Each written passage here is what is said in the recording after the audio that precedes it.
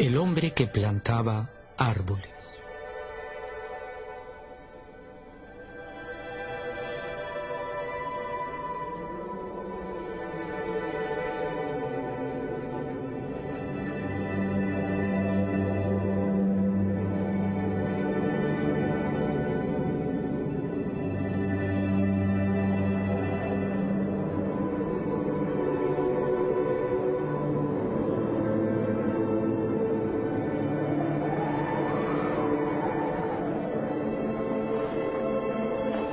Hace mucho tiempo, estaba haciendo una larga excursión a pie por las alturas de esta vieja región de los Alpes que penetra en Provenza, tierras totalmente desconocidas para los turistas.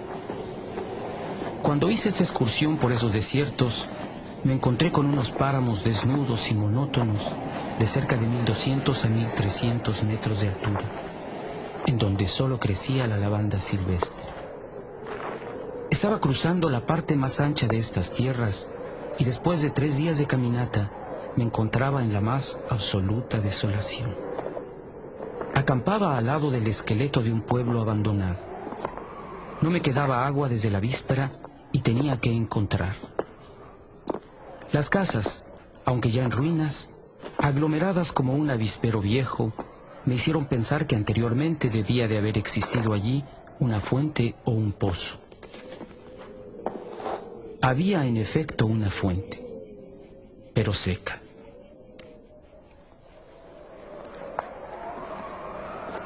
Las 5 o 6 casas sin techo, carcomidas por el viento y por la lluvia, y la pequeña capilla con el campanario derrumbado, estaban alineadas como le están las casas y las capillas de los pueblos donde hay vida. Pero aquí, toda la vida había desaparecido. Era un hermoso y soleado día de junio. Pero en estas tierras altas y desamparadas, el viento soplaba con una brutalidad insoportable. Gruñía contra los esqueletos de las casas como una fiera a la que molestan mientras come. Tuve que levantar el campamento.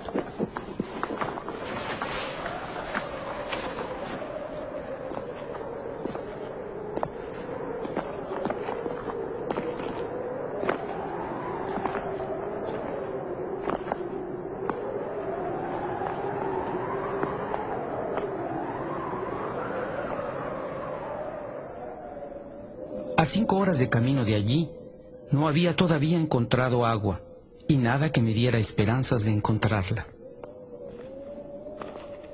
Por todas partes había la misma sequedad y las mismas hierbas leñosas.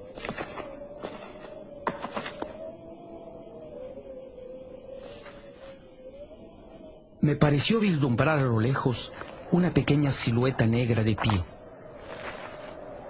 Primero pensé que era el tronco de un árbol solitario. Completamente al azar, me dirigí hacia ella. Era un pastor. Había cerca de él unas 30 ovejas acostadas descansando sobre la tierra ardiente.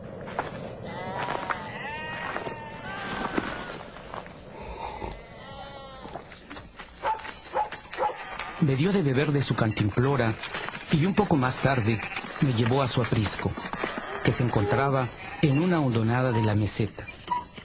El pastor sacaba su excelente agua de un pozo natural muy profundo sobre el cual había instalado un rudimentario torno de mano.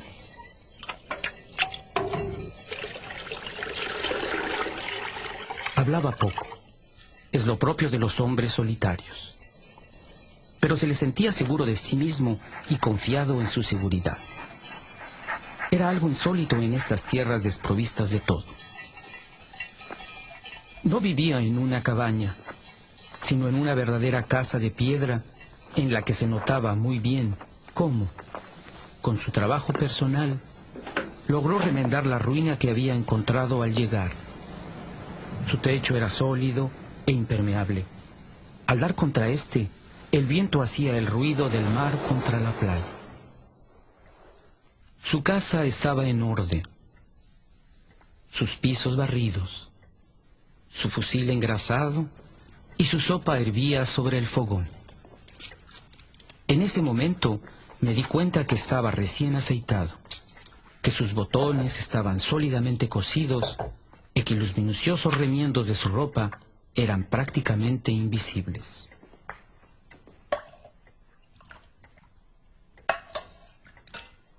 Me hizo compartir la sopa con él.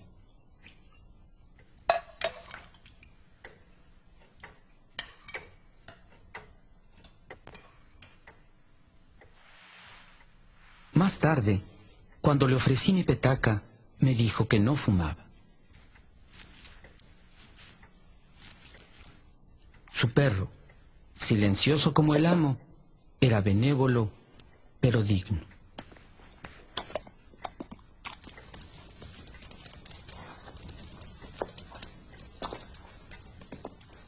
Pronto había quedado claro que yo pasaría la noche allí. El poblado más cercano estaba a más de 1 día y medio de camino a pie. Además, yo conocía perfectamente el carácter de los escasos pueblos de la región. Hay 4 o 5 aldeas dispersas, lejos las unas de las otras, en los flancos de las montañas, en los bosquecillos de encinas blancas que están en los límites extremos de los caminos transitables. Están habitadas por leñadores que hacen carbón. Allí se vive mal.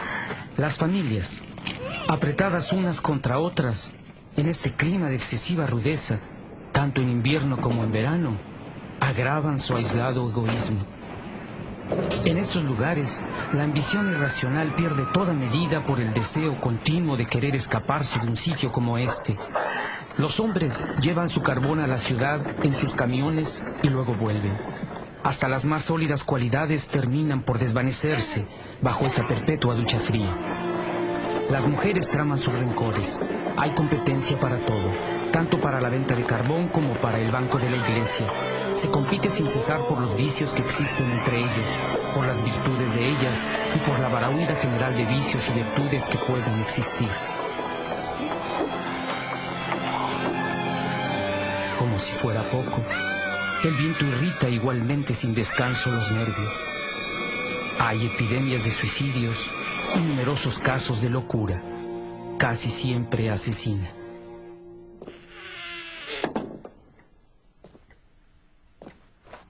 El pastor, que no fumaba, fue a buscar un saquito y desparramó sobre la mesa un montón de bellotas.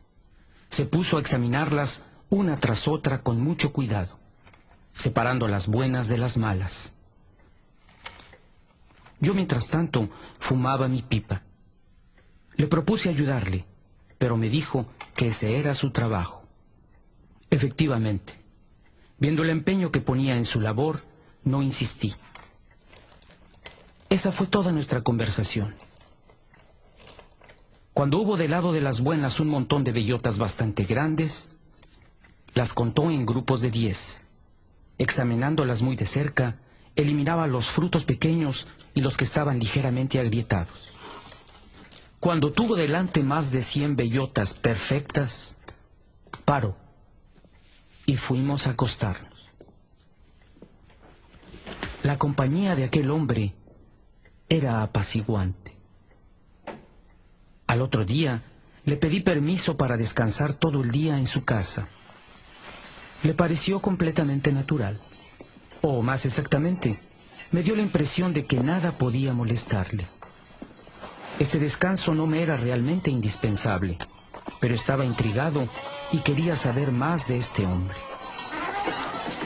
Sacó su manada de ovejas y la llevó a pastar. Antes de irse, empapó en un cubo de agua el saquito en el que había puesto las minuciosamente escogidas y contadas bellotas. Observé que a modo de bastón usaba una varilla de hierro del grosor del pulgar y de más o menos 1,50 m de altura.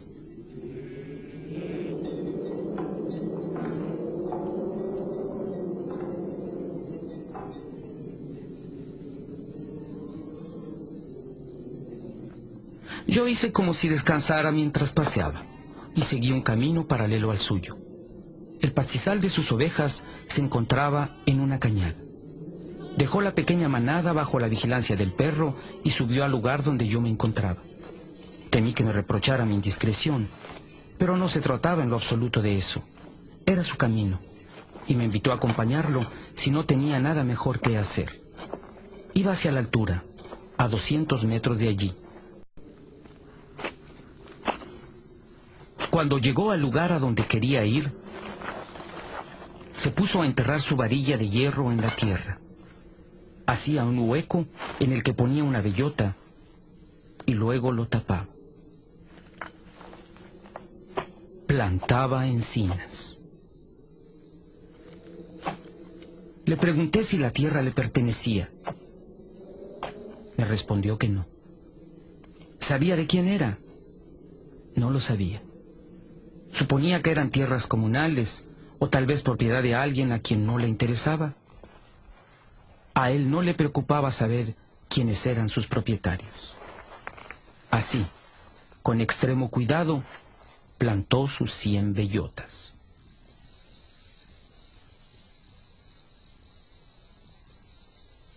Después del almuerzo, empezó otra vez a escoger sus simientes. Creo que puse bastante insistencia en mis preguntas, ya que contestó a ellas. Hacía 3 años que plantaba árboles en esta soledad. Había plantado 100.000. De los 100.000, habían brotado 20.000. De esos 20.000, sabía que iba a perder la mitad a causa de los roedores o de todo lo que no podemos prever en los designios de la providencia.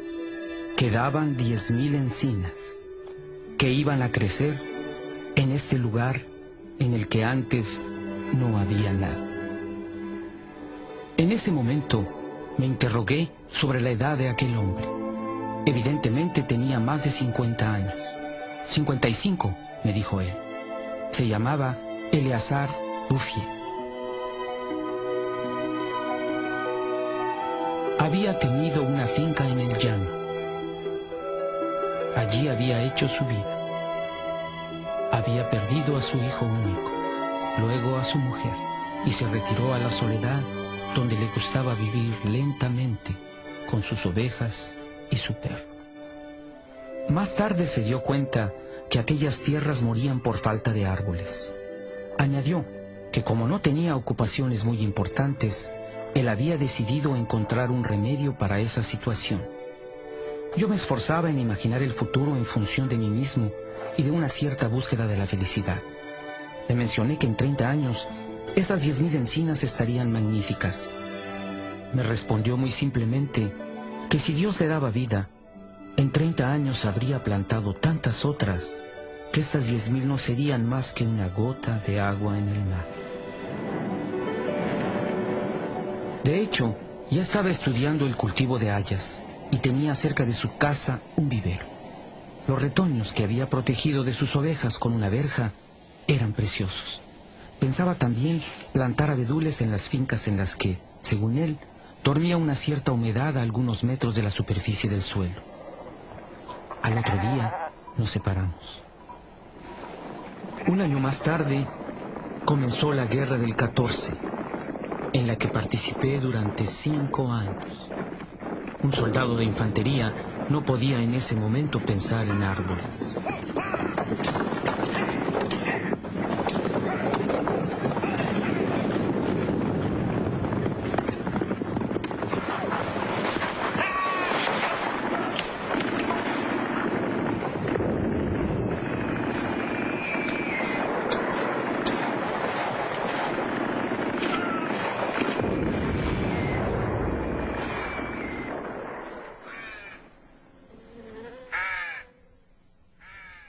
Cuando terminé el servicio militar, tuve una prima de desmovilización minúscula.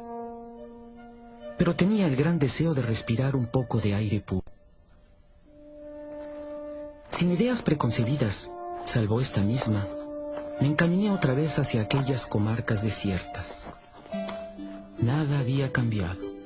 Sin embargo, más allá del pueblo, vi a lo lejos una especie de niebla gris que cubría las montañas como una alfombra. Desde la víspera ya estaba pensando nuevamente en el pastor que plantaba árboles. 10.000 encinas, me decía a mí mismo, ocupan verdaderamente mucho espacio. Yo había visto morir demasiada gente durante 5 años como para poder imaginarme fácilmente que Eleazar Bouffier había muerto. Sobre todo porque cuando se tienen 20 años, consideramos a los que tienen 50 como viejos a quienes no les queda más que morir.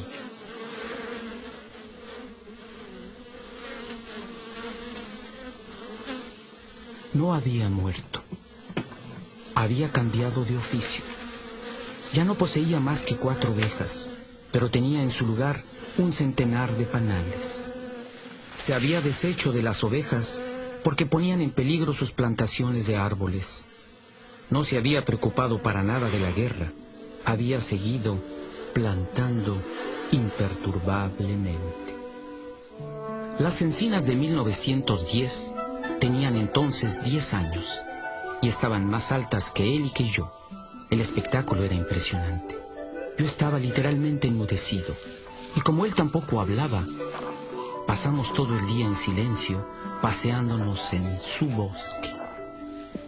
Este tenía, dividido en 3 trozos, 11 kilómetros de largo y 3 kilómetros en su más ancha extensión.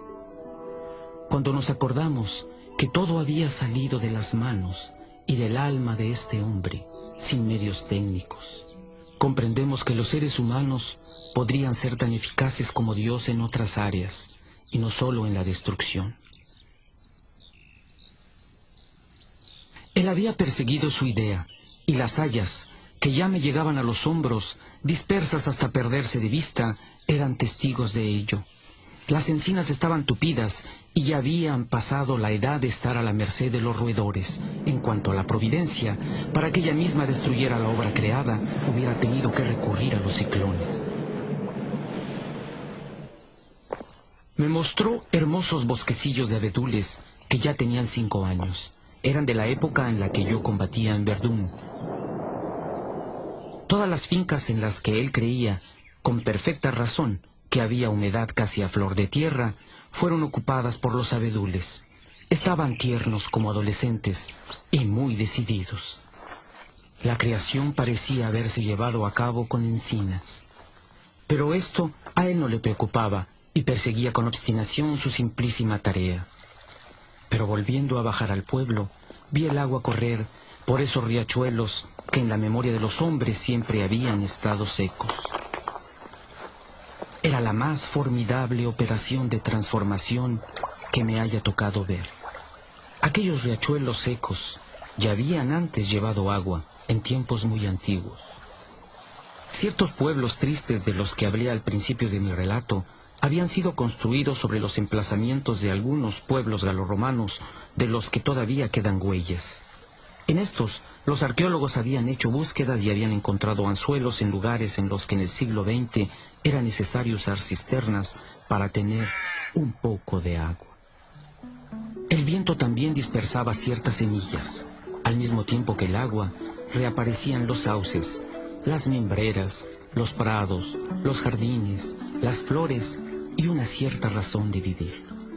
Pero la transformación se llevaba a cabo tan lentamente que entraba en las costumbres sin provocar asombro. Los cazadores, que subían a estas tierras solitarias tras las liebres o tras los jabalíes, habían constatado la copiosidad de los arbolitos, pero lo habían atribuido a las travesuras naturales de la tierra.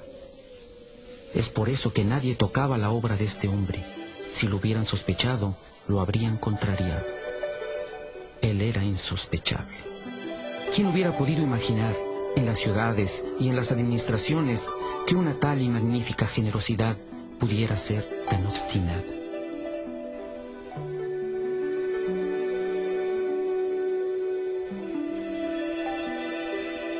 A partir de 1920, no pasé un año sin ver a Eleazar Bouffier. Nunca lo vi doblegarse ni dudar. Y sin embargo, solo Dios sabe que Dios mismo nos empuja a ello. Nunca hice la cuenta de sus sinsabores. Sin embargo, es fácil imaginar que para lograr semejante éxito hubo que vencer la adversidad, que para asegurar la victoria de tal pasión hizo falta luchar contra la desesperación. Para tener una idea casi exacta de este ser excepcional, no debe olvidarse que obraba en total soledad. Era tan grande su soledad que hacia el final de su vida había perdido la costumbre de hablar. O tal vez no veía la necesidad de ello. En 1933 recibió la visita de un atónito guardabosques. Este funcionario le dio la intimidante orden de no hacer fuegos exteriores para evitar poner en peligro el crecimiento de este bosque natural. Era la primera vez, le dijo ilusamente este hombre, que se veía crecer un bosque solo. En 1935, una verdadera delegación administrativa vino a examinar el bosque natural. Había venido uno de los grandes de la Administración de Aguas y Bosques, un diputado y algunos técnicos. Se dijeron muchas cosas inútiles. Se decidió hacer algo y afortunadamente no se hizo nada importante, salvo poner el bosque bajo la vigilancia del Estado y prohibir que se viniera aquí a hacer carbón. Era imposible no subyugarse ante la belleza de estos saludables árboles jóvenes. Dicha belleza ejerció su poder de seducción sobre el mismo diputado.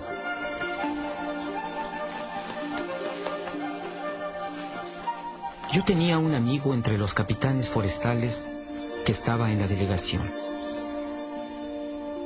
Le expliqué el misterio.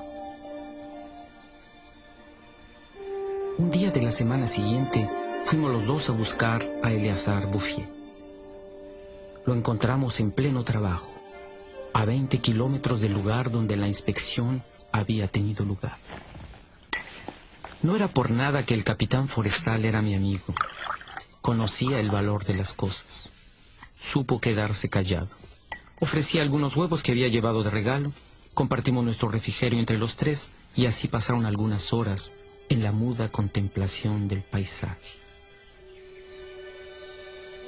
Las fincas de donde veníamos estaban cubiertas de árboles que tenían entre 6 y 7 metros de altura. Entonces me acordé del aspecto de estas tierras en 1913. Era el desierto. El sosegado y constante trabajo, el raudo aire de las alturas, la frugalidad y sobre todo la serenidad del alma habían dado a ese anciano una salud casi solemne. Era un atleta de Dios. Me preguntaba cuántas hectáreas cubriría todavía con árboles. Antes de irnos, mi amigo hizo una simple propuesta con respecto a algunas especies de árboles que podrían crecer bien en estos terrenos. No insistió. Por la buena razón, me dijo después, que ese buen hombre sabe más que yo. Al cabo de una hora de camino, había seguido trabajando esta idea y añadió: sabe mucho más de esto que mucha gente. Este hombre ha encontrado una estupenda manera de ser feliz. Fue gracias a este capitán que no solamente el bosque, sino también la felicidad del pastor fueron protegidos. La obra no corrió graves riesgos hasta la guerra de 1939. Los automóviles de aquel tiempo corrían con gasógeno y nunca había suficiente madera. Comenzaron entonces a cortar encinas de 1910. Pero como las tierras se encontraban tan lejos de las redes de carreteras, el proyecto no era rentable. Lo abandonaron rápidamente.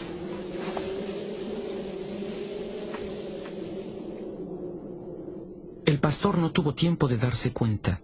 Estaba a 30 kilómetros de allí, continuando apaciguadamente su faena, ignorando la guerra del 39 como había ignorado la del 14. La última vez que vi a Eleazar Bouffier fue en junio de 1945. Él tenía entonces 87 años. Yo había vuelto a tomar la ruta del desierto, pero ahora, a pesar de los estragos en los que el país había quedado después de la guerra, había un autocar que hacía el transporte entre el valle del Durance y la montaña. Pensé que era porque el autocar iba relativamente rápido que no podía reconocer las tierras de mis primeras excursiones. Me parecía también que su trayecto me llevaba por lugares desconocidos. Tuve que ver el nombre de un pueblo para concluir que me encontraba en efecto en aquella región que antes estaba desolada y en ruinas.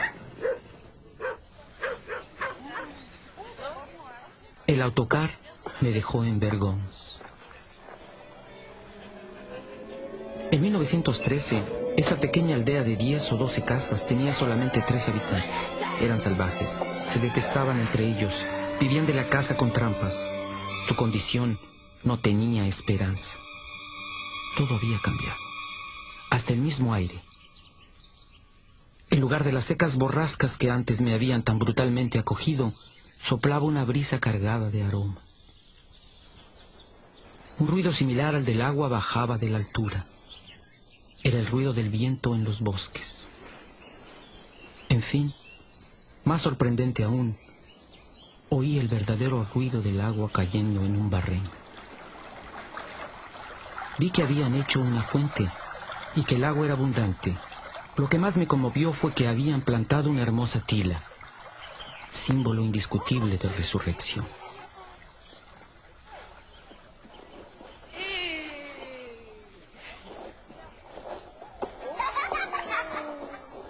Por otra parte, Vergón llevaba las huellas de una labor para la cual la esperanza es necesaria.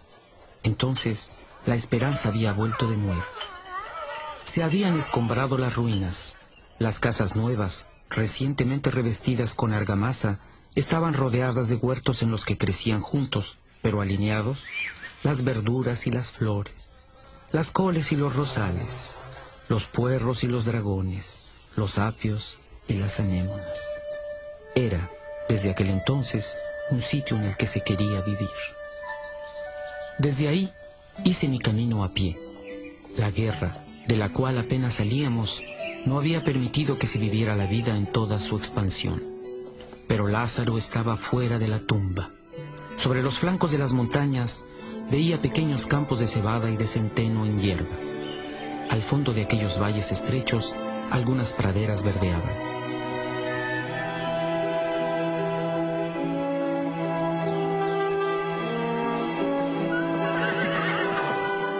Solo fueron necesarios los 8 años que nos separan de esta época para que toda la tierra resplandeciera de salud y de desahogo.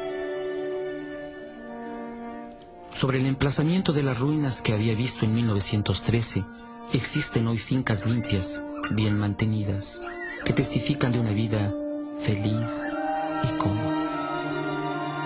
Los antiguos manantiales, alimentados por la lluvia y por la nieve de los bosques, volvieron a manar. Al lado de cada finca, en los bosquecillos de arces, los lebrillos de las fuentes se desbordan sobre las alfombras de menta fresca. Los pueblos fueron poco a poco reconstruyéndose. Una población que vino de los llanos, donde los terrenos se venden caros, se estableció en estas tierras trayendo consigo juventud, movimiento y espíritu de aventura. Se encuentran en los caminos hombres y mujeres bien alimentados, niños y niñas que saben reír y que han vuelto a disfrutar de las fiestas campestres. Si contamos la población antigua, irreconocible desde que vive con tranquilidad, más los recién llegados, más de 10.000 personas deben todo su bienestar a Eleazar Bouffier. Cuando pienso que un hombre solo, reducido a sus simples recursos físicos y morales, fue suficiente para hacer surgir del desierto este país de Canaán, concluyo que a pesar de todo, la condición humana es admirable. Pero cuando la cuenta de toda la constancia que hizo falta para mantener la grandeza del alma, cuando constato cuánta encarnizada generosidad fue exigida para llegar a este resultado, me invade un inmenso respeto por este anciano campesino sin cultura que supo llevar a bien esta obra digna de Dios. Eleazar Bouffier murió en paz en 1947 en el hospicio de Banón.